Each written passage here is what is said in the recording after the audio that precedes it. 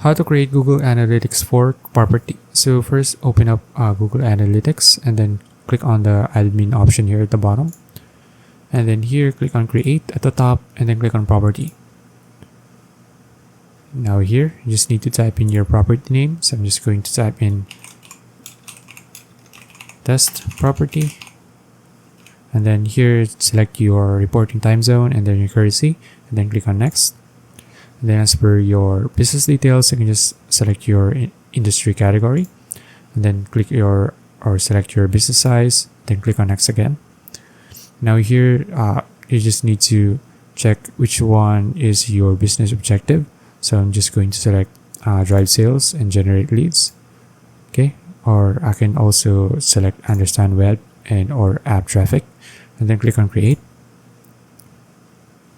And then here, if you want to add, choose a platform here, you can do that. But as for now, I'm going to skip this, click on this, and then click on continue to home.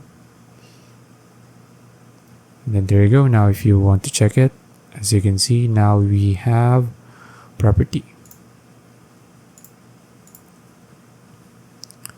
Let's look for that name.